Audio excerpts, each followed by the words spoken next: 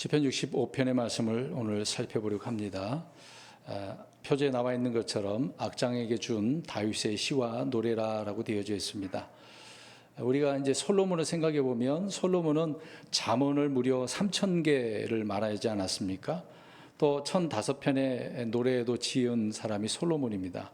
그런데 이제 시편에는 솔로몬이 지은 그 시는 딱 2편밖에 안 나옵니다. 72편하고 127편이 나오죠. 주로 이제 시편 그러면 다윗이 대부분 시를 쓴 것을 보게 되어집니다. 그렇다고 해서 다윗의 시만 다 있는 건 아니죠. 다른 사람들도 모세의 시도 있으니까요. 지금 우리는 계속해서 이 다윗이 기록한 이 시편의 내용들을 살펴보면서 예언적으로 우리 예수님을 말씀하고 있고, 또 이스라엘과 앞으로 환난 때와 천년왕국 때, 그리고 또 그 이후의 영원한 때를 우리가 말씀을 살펴볼 수가 있습니다. 근데 이 다윗의 시를 우리가 공부하면서 오늘 시편에도 그렇습니다만은 주 하나님을 찬양하는 데 목적이 있는 것을 또 우리가 볼 수 있는 거죠. 또 이런 말씀들이 다윗이 그냥 자신의 생각대로 한 것이 아니라 하나님께서 그 입에다가 말씀을 주시니까 대언자로서 이런 말씀을 하고 있는 것을 알 수 있는 것입니다. 그래서 우리가 시편을 읽을 때는 늘 또 때로는 감동이 되는 부분도 많잖아요. 은혜가 되는 부분도 있고, 그렇다고 해서 단순히 개인적으로만 우리가 감동된다고 적용만 해서는 안 되는 것입니다. 모든 것이 다 주의 말씀이기도 하고 영감으로 주시는 그런 말씀이기 때문에 이런 말씀들을 교리적인 것이나 아니면 예언적으로도 우리 영적으로 내 자신에게 적용하는 것도 잘 적용을 해서 진리의 말씀을 바르게 이해를 했으면 좋겠습니다. 그리고 우리가 이제 시편을 계속 보지만 오늘은 좀 보니까 천년왕국 때 말씀하고 있는 내용들이 많이 있습니다. 우리가 천년왕국 그러면 얼마나 행복하겠습니까? 더 이상 어떤 슬픔도 괴로움도 고통도 없고 아주 선악과만 따먹으면, 아니 선악과된다, 생명나무만 나오는 과실만 따먹으면 천년 동안 살 수 있는 그런 환경이잖아요. 모든 환경이 완벽한 그런 환경이라고 보시면 될 것 같아요. 그런 내용들이 오늘 나오고 있다라고 하는 것입니다. 그래서 이런 부분을 한 절씩 우리가 살펴보고 잘 우리가 적용을 했으면 좋겠습니다. 1절부터 보도록 하겠습니다. 오 하나님이여, 시온에서 찬양이 주를 기다리오며 사람이 소원을 주께 이행하리이다. 1절 보니까 오 하나님이여, 시온에서 찬양이 주를 기다린다라고 이야기를 하고 있습니다. 좀 특이한 내용을 기록을 하고 있는데, 그러니까 찬양을 드리기 위해서 백성들이 주님을 기다린다라고 하는 의미가 되는 거죠. 그러니까 찬양과 경배를 받아야 할 주 하나님을 기다리는 그 성도들이 주님의 오심을 계속해서 앙망하고 있는 그런 표현의 말씀인 것입니다. 찬양이 주님을 기다린다라고, 주를 기다린다라고 되어져 있지 않습니까? 그러니까 찬양의 대상이 있으니까 그 찬양의 대상을 어떻게 한다는 얘기예요? 기다린다라고 하는 것이죠. 그러니까 구원을 기다린다라고 하는 것은 구원자를 기다린다라고 하는 것처럼 그런 주님을 기다린다라고 말씀하고 있는 겁니다. 그리고 이 말씀은 재림하신 주 예수님께서 시온에 거하시는 주 하나님이다라고 말씀을 해주고 있습니다. 그러니까 환난 끝부분에 내려오셔서 심판하시고 이스라엘 백성들뿐만 아니라 살아서 이제 천년왕국에 들어가는 자들이 있지 않겠습니까? 그때 주님께서는 시온의 왕좌에 또 앉으셔서 다스리는 그때를 말씀하고 있는 것이죠. 계속해서 1절 보시면 사람이 소원을 주께 이행하리니라고 되어져 있습니다. 그러니까 이 말씀은 시편 22편 25절을 우리가 살펴보았는데 그냥 제가 읽겠습니다. 큰 회중 가운데서 내가 드릴 찬양은 주에게서 나오리이다. 그분을 두려워하는 자들 앞에서 내가 나의 소원들을 갚으리이다. 그러니까 주님을 찬양하는데 또 주님을 두려워하는 자들이 내가 나의 소원들을 갚겠다. 이거 뭔가 하나님 앞에 뭐 한다라고 하는 그런 내용의 말씀을 하고 있는 거죠. 그러니까 여기서 말하는 소원은 왕국 백성들이 주님께 소원한 것들을 이행하겠다라고 하는 그 내용의 말씀인 것입니다. 그러니까 주님의 날에 고난을 받을 때 그들이 구출을 위해서 주님께 이제 소원하는 그때를 우리가 볼 수가 있는 거죠. 그러니까 환난 끝 부분에 주 예수 그리스도의 이름으로 오시는 이여라고 이제 받아들이게 되는 그때를 우리가 생각해 볼 수가 있는데, 그때 우리를 구출해 주시면 우리가 어떻게 하겠다, 그러니까 주님을 잘 바르게 섬기겠다, 그런 내용이 되겠죠. 그렇게 소원하기 때문에 그 소원을 이행하겠다라고 하는 것입니다. 그러니까 극심한 환난 속에서 그들은 저마다 주님께 서원을 하고 그 서원이 이루어지는 것을 보고서 그날에, 그러니까 천년왕국 때의 모든 서원을 이행한다라고 하는 것입니다. 우리가 또 그 전에 살펴본 61편 5절에도 보니까 오 하나님이여 주께서 나의 서원들을 들으시고 주의 이름을 두려워하는 자들이 얻을 유산을 내게 주셨나이다. 그러니까 주님이 주셨으니까 마땅히 내가 해야 될 것, 서원한 것들을 이행하겠다는 얘기죠. 대환란에서 이렇게 구원받은 성도들은 마땅히 이렇게 이행을 하게 된다라고 하는 것입니다. 주의해야 될 것은 우리 그리스도인들에게는 우리가 서원할 수 있습니까? 할 수 없습니까? 맹세할 수가 없어요. 우리 그리스도인들은 맹세하지 말라고 그랬습니다. 단순히 예면 예, 아니면 아니오라고 그렇게 말하라고 말씀하셨죠. 아무튼 1절에는 찬양하겠다라고 얘기합니다. 2절 보겠습니다. 오 기도를 들으시는 주여 모든 육체가 주께 오리이다. 하나님은 우리의 기도를 어떻게 하시는 분이십니까? 들으시는 분이시죠. 그냥 모른 채 하시는 분은 아닙니다. 물론 들어주시는 기도가 있고 유보하는 기도가 있고 나중에 들어주신 것도 있고 아예 들어주지 아니할 것도 있지 않겠습니까? 무조건적으로 들어주시는 분은 아니죠. 그러나 주님의 자녀들이 믿음을 가지고 말씀을 붙들고 기도를 할 때 주님은 들으신다라고 하는 것입니다. 그래서 우리 하나님은 우리가 행하는 모든 것을 보고 또 살피시고 기록하시고 달아보시는 분이기 때문에 그거에 따라서 하나님은 들어주신다라고 하는 것이죠. 우리가 주님께 기도한다라고 하는 것은 주님께서 들어주실 줄 아니까 기도를 하는 거지, 만약에 주님이 우리 기도를 안 들어주신다고 한다면 기도할 사람이 있겠습니까? 아무도 없죠. 안 들어주는데 왜 기도를 해요? 들어주신다고 성경 말씀하고 있으니까 우리는 주님의 이름으로 기도를 하는 거죠. 주님은 우리의 기도를 들으시고 행하시는 분이기 때문에 그렇게 우리는 기도하는 겁니다. 그래서 성경은 골로새서 4장 2절에 골로새 1장 9절에 기도하기를 그치지 아니하고 4장 2절에는 항상 기도하고 기도 중에 감사드리며 깨어 있으라. 또 데살로니가전서 5장 17절에는 쉬지 말고 기도하라. 디모데전서 5장 5절에는 밤낮으로 기도하며 간구하거니와. 성경이 이런 내용들이 얼마나 많아요. 그러니까 기도하라는 내용들은 굉장히 많아요. 자, 기도는 해도 되고 안 해도 되는 겁니까? 주님 명령이에요. 기도하라 그랬어요. 그 명령에 우리는 기도하는 거지 않습니까? 근데 우리는 그 명령을 무시하고 해도 되고 안 해도 되는 것처럼 생각하는 경우가 많겠죠. 이렇게 우리가 기도 중에 감사하고 쉬지 말고 기도하는 이유는 말씀드린 것처럼 기도를 들어주시는 주님이시기 때문에, 그래서 우리는 항상 기도해야 된다. 2절에 계속해서 보십시오. 오 기도를 들으시는 주여. 이것은 세대를 구분하지 않습니다. 구약이나 신약이나 계속해서 하나님 앞에 우리가 주의 이름으로 기도해야 되는 거죠. 부족함이 있으면 기도하는 겁니다. 달라고 해야 되지 않겠습니까? 모든 육체가 주께 오리이다라고 하고 있습니다. 그러면 보세요. 모든 육체가 온다고 그랬으니까 언제 오겠냔 말입니다. 지금 오시겠습니까? 환난 때 오시겠습니까? 천년왕국 때 오시겠습니까? 자, 모든 육체라고 그랬어요. 일부분이 아니라 천년왕국 때를 이야기하고 있는 거죠. 정확히 우리는 이걸 구분해야 됩니다. 구약의 유대인들은 율법이 정한 명절 중에 한 해에 3번 나오지 않습니까? 이스라엘이 이제 주님 앞에 나오는 부분이 있으니까요. 근데 모든 육체라고 그랬으니까 이스라엘만 국한하면 안 되는 거잖아요. 근데 한 해에 3번 나올 때에 이스라엘 모든 백성이 다 나오나요? 어린아이도 나오나요? 여자와 어린아이들은 나올 수가 없거든요. 또 이방인들도 제외되니까. 그러니까 지금 이 모든 육체를 언제라고 할 때는 천년왕국 때를 말한다라는 것을 지금 말씀드리는 것입니다. 그러니까 천년왕국 때 나오게 되어져서 그들이 소원을 갖고 하나님을 찬양한다라고 하는 것을 보게 되죠. 3절 보겠습니다. 불법들이 나를 이기오니 우리 범법들에 관하여는 주께서 그것들을 깨끗이 없애시리이다. 지금 이 구절 읽으면 정말 감사해요. 사실 이 땅에 태어난 사람일수록 죄 안 지은 사람 있나요? 죄인이 아닌 사람이 있을까요? 아무도 없죠. 의인은 없나니 하나도 없다 그랬으니까 다 죄인입니다. 근데 보세요. 불법들이 나를 이긴대요. 그러면 유대인도 이기고 우리 그리스도인도 이긴다는 얘기지 않습니까? 그러면 죄의 권능이 어떻다는 얘기예요? 엄청나게 막강하다. 우리는 이길 수가 없어요. 죄의 권능을 이길 수가 없단 말입니다. 근데 이걸 이길 수 있다고 자부심을 가지고 나는 이긴다라고 그런 마음들을 가진 사람이 있거든요. 말도 안 되는 소리입니다. 죄를 이길 수가 없어요. 죄의 법, 사망의 법, 어떤 사람도 이것을 이길 수 없습니다.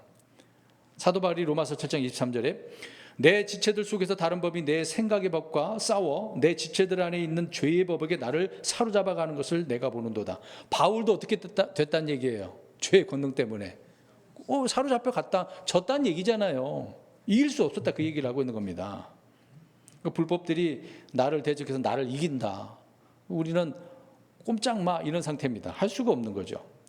그러니까 이 죄의 종욕이라고 하는 것이 나를 이기고 또 세상 정욕이 나를 이긴다. 그러니까 마귀가 능히 사람들을 다 이긴다는 거잖아요. 마귀를 대적하라고 그랬으니까 우리는 대적하지만 나 자신이 이길 수는 없는 거거든요.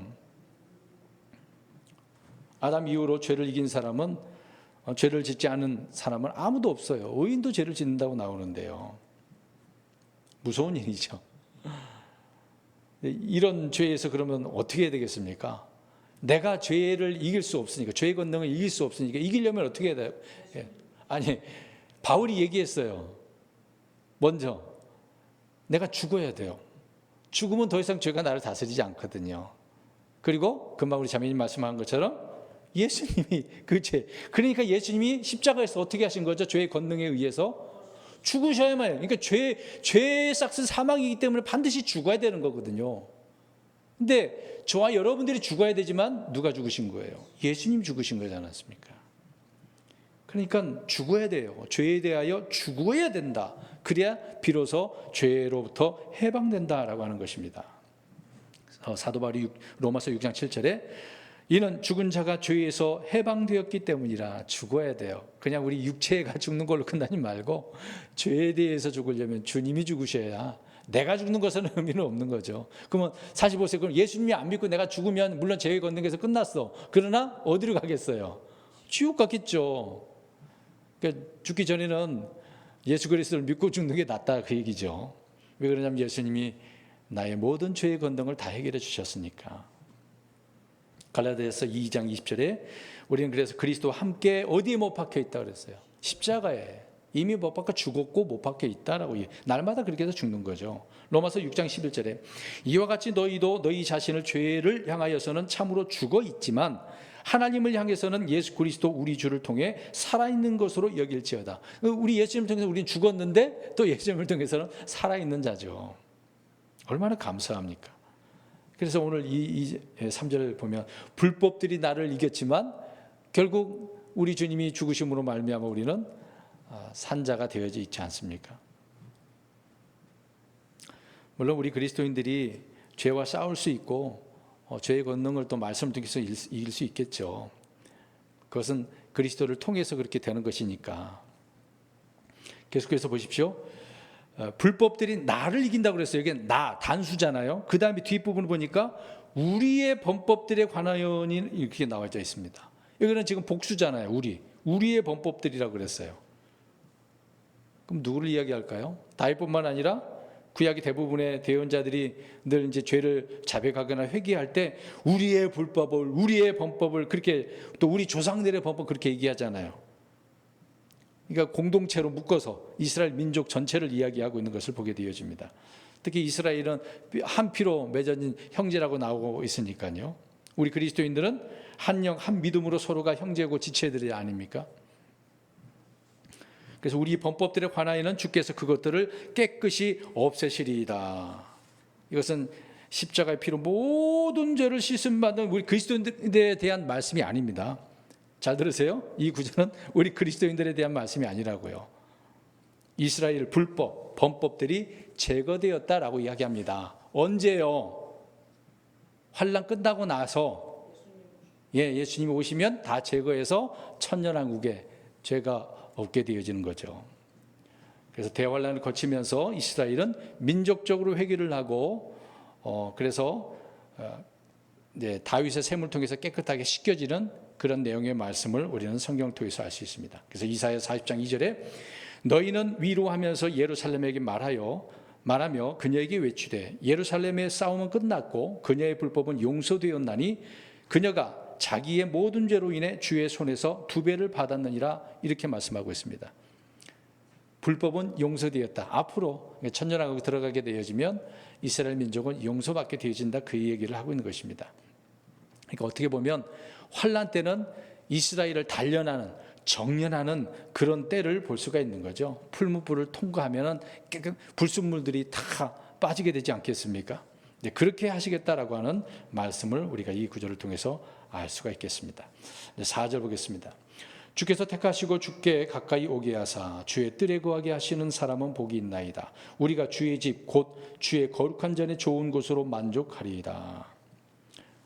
그만 읽은 것처럼 주께서 택하시고 주께서 가까이 오게 하사 주의 뜰에 거하게 하는 사람.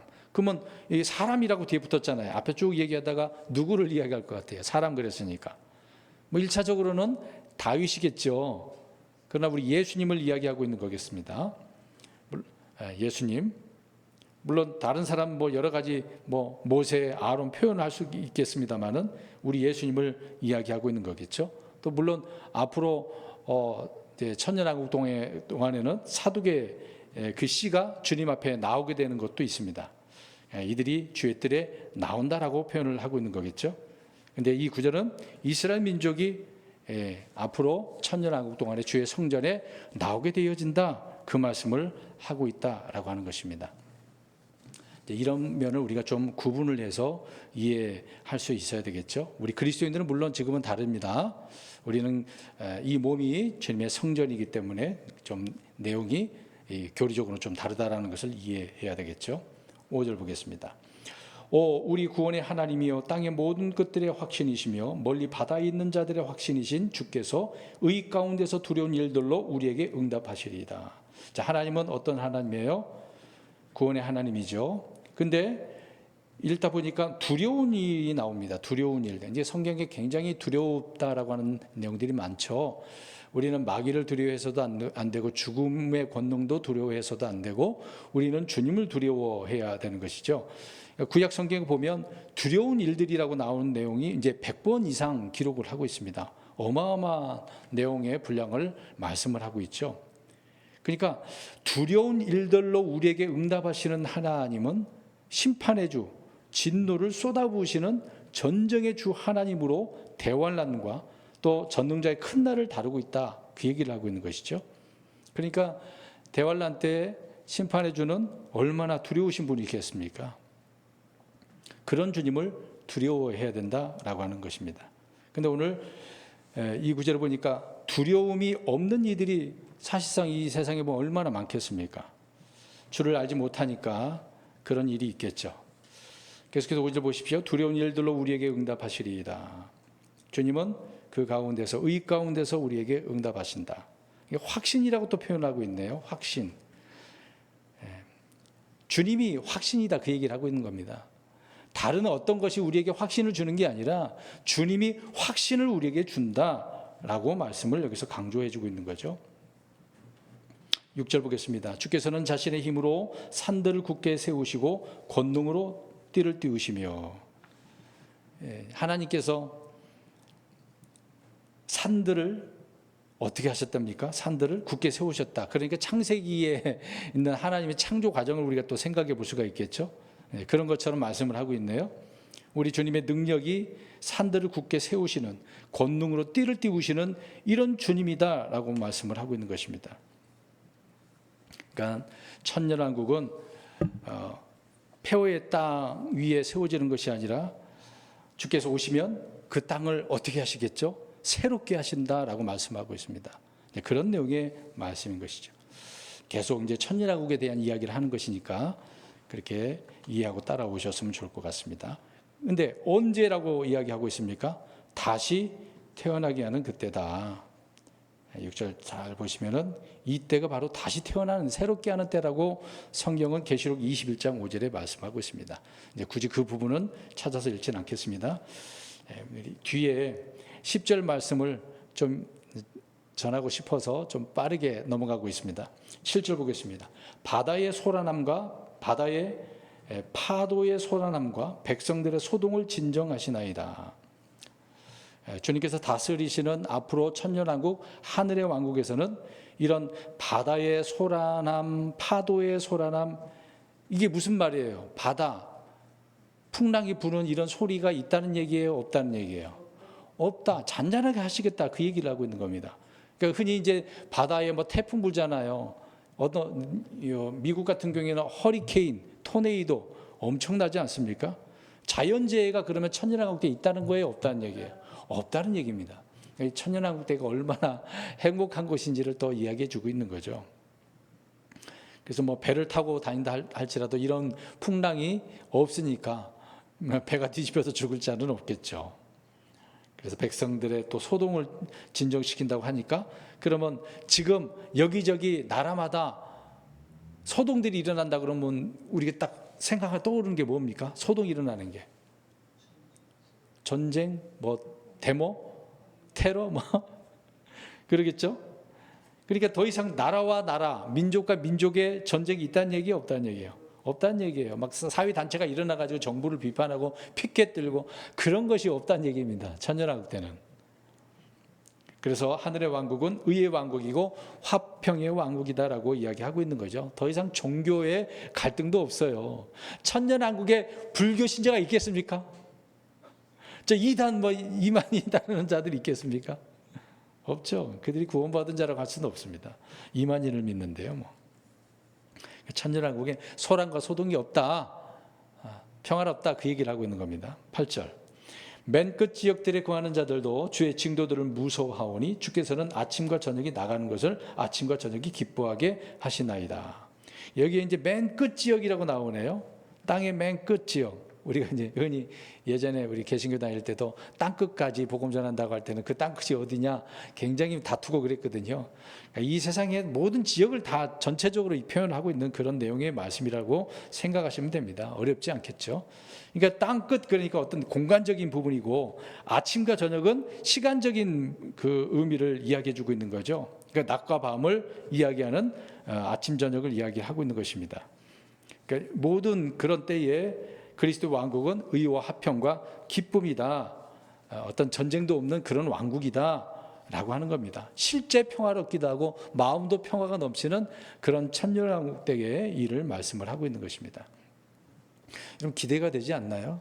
그냥 막상 우리는 구원 받으니까 이제 영광스러운 몸으로 변화되니까 그 정도만 생각하지 말고 주님의 계획은 이렇게 광대하다라고 하는 것을 알 수 있습니다. 철저히 그것을 이루시고 또 완벽하게 해내시는 분이 우리 주님 아니시겠습니까? 9절 보겠습니다. 주께서 땅을 찾아오사 땅에 물을 대시되 물이 가득한 하나님의 강으로 땅을 심히 풍요롭게 하시고 이같이 땅을 위해 예비하신 뒤에 그들에게 곡식을 마련해 주시나이다. 자, 땅을 찾아온대요. 그러면 이 땅이 지금 어떤 상태입니까? 사실상 아담의 범죄 이후로 이 땅은 뭘 받았다 그랬어요? 저주받았다 그러지 않습니까? 저주받은 땅이에요. 근데 사실 우리 땅 생각해보면 이 지구의 땅, 바다가 많아요? 땅이 많아요? 더 커요? 바다가 더 크죠. 3분의 2죠. 근데 그러면 땅이라고 할 때 사람들이 살 수 있는 그 공간은 어떻습니까? 더 넓나요? 그렇진 않죠. 뭐가 더 많습니까?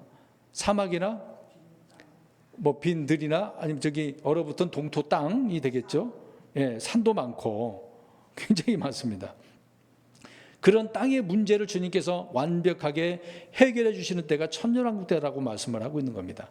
근데 아무리 광야, 사막이라 할지라도 주님께서 뭘 주셔요? 지금도 계속 나오네요. 9절에. 물 주시네, 물. 물이 없으면 메마를 수밖에 없지 않습니까? 풍성히 주님께서는 물을 제공해 주신다. 그래서 성전 동쪽으로부터 물이 흘러나오지 않습니까? 온 지역의 주님은 그렇게 물을 데워주시는 분이다. 그래서 9절에 이렇게 말씀을 하고 있네요. 심히 풍요롭게 하신다라고 말씀을 하고 있네요. 심히 그냥 어느 정도가 아니라 굉장히 풍요롭게 하신다고 말씀하고 있네요. 이제 그런 땅을 예비하신 뒤에 사람들이 그 천년왕국에 들어가서도 육신적이 들어갔으니까 먹어야 되잖아요. 그래서 땅을 통해서 뭘 주신다고 나옵니까? 곡식, 먹을 거 없으면 안 되지 않습니까? 뭐 곡식뿐만이겠어요. 과일도 풍성히 주시는 분이시죠. 아무튼 뭐 중동 지역이든 어떤 지역이든 하나님께서는 땅을 새롭게 하시는 그때가 천년왕국 때 하신다라고 말하고 있습니다. 10절 읽겠습니다. 주께서 땅의 이랑들의 물을 넉넉히 대시고 땅의 고랑들을 자리 잡게 하시며 소나기로 땅을 부드럽게 하시고 거기서 움트는 것에 복을 주시나이다. 앞에서 이 구절을 말씀드리려고 한다고 말씀드렸는데, 사실 이 말씀은 뭐 구약이나 신약 때에 말씀하고 있는 것이 아니라 앞에서 말씀드린 것처럼 천년 왕국 때의 모습이에요. 자, 여기서 이랑과 고랑, 우리 농사 지으신 분들은 아실 겁니다. 밭에 논이나 보면은 고랑은 움푹 파인 데를 말하고 있는 거잖아요. 이랑은 좀 위쪽으로 튀어나온 부분을 이야기합니다. 그러니까 물을 거기다 붓는데 고여놓고 논에 물이 부족하면 어떻게 합니까? 그걸 통해서 끌어다가 물을 주는 거거든요. 또랑 같은 이런 고랑, 이랑을 만드는 것입니다. 밭에도 고랑, 이랑이 있거든요.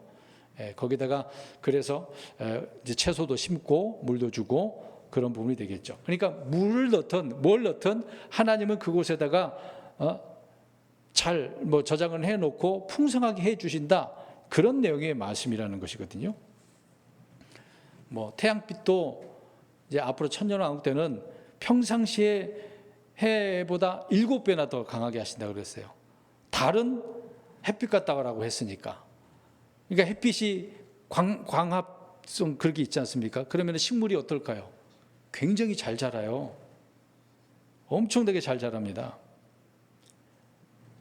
지금 이스라엘 같은 경우에는 물이 없으니까 중동 지역은 대부분 그렇지 않겠습니까?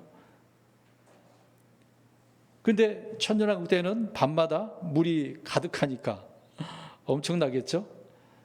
우리 아모스서 9장 13절 한번 읽어보겠습니다. 이제 미래 예언적인 부분의 말씀인 것인데요. 놀라워요. 지금 보세요. 내가 지금 땅을 파고 있어. 쟁기질을 해. 근데 우리는 열매를 맺으려면 얼마나 기다리죠? 몇 개월 기다리잖아요. 바로바로 응답이 돼요. 바로바로 열매가 나와요. 아모스서 9장 13절 시작. 주가 말하노라 보라 날들이 오리니 쟁기질을 하는 자는 곡식 거두는 자를 따라잡고 포도를 밟는 자는 씨 뿌린 자를 따라잡으며 산들은 단포도즙을 흘리고 모든 작은 산들은 녹으리라. 쟁기질을 하는 자는 곡식 거두는 자를 따라잡고 지금 곡식 거두는데 쟁기질하고 또 쟁기질하는데 곡식 거두고 있어. 금방금방 열매가 있게 되어지는 거죠. 언제 그렇다는 얘기예요? 천년왕국 때. 지금 그랬으면 좋겠어. 지금 근데 그렇게 되진 않죠. 지금은 저주받은 땅이니까. 근데 이 저주받은 땅을 주님께서 오시면은 깨끗하게 정결케 해주셔서 천년왕국 때는 정말 풍성한 심히 풍요로운 그런 때로 만들어 주신다고 말씀을 하고 있는 겁니다.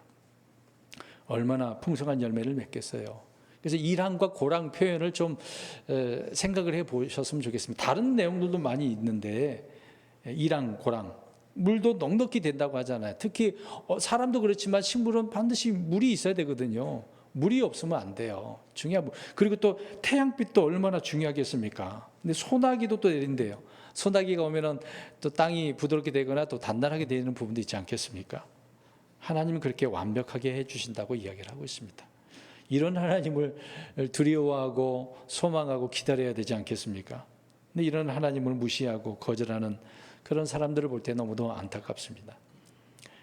이랑과 고랑에 대해서도 말씀을 드렸습니다. 11절에 주께서 주의 선하심으로 한 해를 관시우시니 주의 행로들이 기름진 것을 떨어뜨리되. 한 해를 관시운다라고 이야기합니다. 그러니까 천년왕국의 그때의 그 해, 이제 1년 말하고 있는 거죠. 1년, 2년, 3년 할 때 그 년, 해에 기름을 부으시고 복을 주신다, 그 얘기를 하고 있는 겁니다. 그러니까 천년 동안 그렇게 하신다는 얘기가 되는 거죠. 주님은 그래서 그 해에 주께서 다스리는 그 해에 관을 씌우신다. 천년 기간을 말하고 있는 겁니다. 뒤에 주의 행로들이 기름진 것을 떨어뜨리되. 기름 부음으로 인해서 기름이 떨어진대요. 이거는 기름지다라고 할 때는 어떤 의미로 표현하는 거죠? 풍성하다, 복받았다, 복이 있다, 그런 의미가 되는 거죠. 풍요를 이야기하고 있는 겁니다. 그러니까 어떤 평화와 기쁨도 주님의 영광도 모든 것이 다 이 땅에 있는 것도 풍요롭게 된다라고 하는 것입니다. 우리 하나님은 그런 하나님이시니까요. 불가능이 없는 하나님이시니까 이렇게 말씀하고 있는 겁니다. 12절에 광야의 초장들 위에 떨어뜨림으로 작은 산들이 사방에서 기뻐하나이다. 자, 지금 보세요. 광야에 이제 초장이 나왔어. 땅 얘기했는데 산들까지 얘기했죠. 초장, 산들, 모든 산천 초목이 어떻게 됐다는 얘기예요. 땅뿐만 아니라 이 산천 초목도 회복시켜 주시겠다는 얘기죠. 그래서 이 내용은 천년왕국대를 말씀하고 있는 겁니다. 얼마나 감사해요. 양떼로 옷 입었다 그 얘기하죠. 생각해 보세요. 초장이 있어요. 풀밭이 있어. 양이 어떻단 얘기예요? 떼. 양이 가득 찼다는 얘기예요. 자, 그러면 생각해 보세요. 그 많은 양이 모여가지고 양떼가 모여서 풀을 다 뜯어 먹어. 그러면 풀이 없어지겠네? 그렇죠. 풀이 없어지지 않아요. 부족하지 않아요. 하나님께서 그렇게 해주시겠답니다. 그때는 양을 잡아먹는 이리도 사자도 뱀도 없는 거죠. 그때는 다 초식이 되는 겁니다. 13절 그 부분에 골짜기들도 곡식으로 덮였으니, 여기는 우리 사실 곡식 그러면 밭 정도만 생각하지 않겠습니까? 이제는 골짜기에도 뭐가 있어요? 와, 이 땅에 수확이 넘치는데 이제 골짜기도 창고가 되는 것처럼 넘치게 한다고 말씀하고 있네요. 그러니까 어딜 가더나 풍성해. 걱정할 것이 없는 곳이 천년왕국이라고요. 근데 사실 우리 그리스도인들은 천년왕국이 목적입니까? 아니죠. 우리는 셋째 하늘과 앞으로 이제 영원 때죠. 단순히 그 전에 천년이라고 하는 그 기간 동안 하나님께서는 영광을 받으시는 때이기 때문에 그때 우리는 또 믿음의 사람들은 보상받은 자들은 다스리는 것도 있겠죠. 이런 것들을 우리는 목격하게 될 것입니다. 그래서 13절 그 부분에 그들이 기뻐 외치며 또한 노래하리이다. 이런 것을 목격하게 되어지면 가만히 있겠습니까? 지금 힘들고 어렵다고 그러지만 막상 이런 일들을 현실에서도 눈에 보게 되어지면은 낙심했던 그런 마음들이 다 어떻게 되겠어요? 힘이 나죠. 사막에서 걷는데 물이 없어. 근데 보이는 신기루만 보여. 그러다가 오아시스가 발견되면 어떻게 했습니까? 영화의 한 장면은 나오잖아요. 오아시스 진짜 딱 발견됐어. 어떻게 되겠습니까? 사람들이 그냥 다 팽개치고 뛰어가죠. 물을 보고서 뛰어가죠. 그렇게 기뻐한다는 얘기입니다. 오아시스를 만난 것처럼 천년왕국 때 하나님께서 그렇게 해 놓으신 것을 볼 때 많은 사람들이 기뻐 외치고 노래할 수밖에 없다라고 하는 내용들을 말씀하고 있습니다. 그래서 사도행전 3장 21절에 모든 것을 회복하시는 때다라고 이야기합니다. 그때가 멀지 않았어요. 앞으로 주님이 우리를 데리러 공중으로 오시지만 우리는 공중으로 올라가고 이 땅에는 7년 동안 환란이 있게 되겠죠. 그 기간만 지나면 이제 천년왕국 때 하나님께서 이렇게 하시니까 우리의 눈으로 목격하게 될 것입니다.